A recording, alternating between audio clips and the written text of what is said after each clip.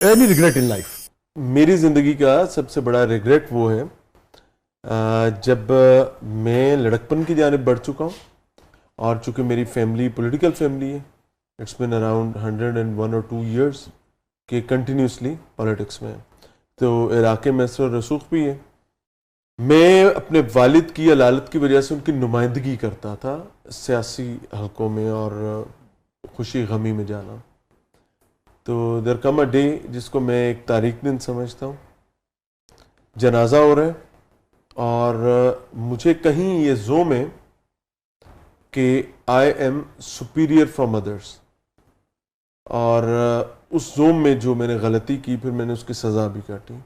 और ये आपके गांव के जिस हाँ, इलाके से आप हैं? आप उकाड़ा से? हाँ, उकाड़ा से। नियामी की ये बात है हाँ। कि एक मुस्लिम शेख फैमिली का जनाजा था और मैं तदफीन के लिए, मुझे वालिद साहब ने हुक्म किया था कि तदफीन करवा के आनी है। तो मैं ये बता इस वजह से रहा हूँ कि हमें सीखना है इससे। कब्र खोद ली गई है और मैयत कब्र में लिटा दी गई है, और इन द मीन वाइल एक साहब जो हैं वो अपनी जेब से पैकेट निकालते हैं और वो स्मोकिंग स्टार्ट कर देते हैं, और फिर वो स्मोकिंग भी इस तरीके से कर रहे हैं कि वो ऐश फेंकते हैं तो वो सारी कब्र के अंदर आ रही है।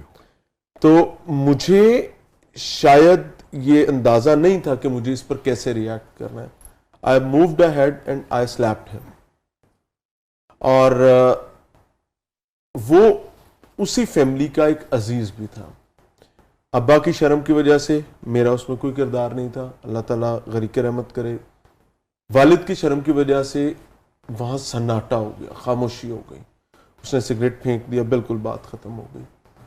किसी मेरे खैर ख्वाह ने मेरे वालिद को ये बात बताई कि ये हुआ है, तो माई फादर कॉल्ड मी, और मेरी अम्मा को भी उन्होंने बुलाया और उन्होंने कहा कि आज इसका यहाँ पर आखिरी दिन है, I'll not stay here।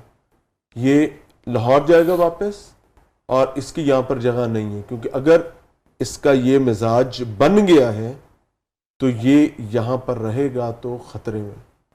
क्यों? क्योंकि ये और बाकी ऑल आर इक्वल।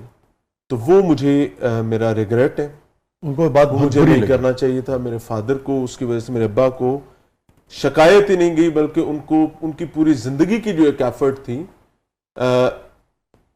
वो इन वेन गई मेरी वजह से।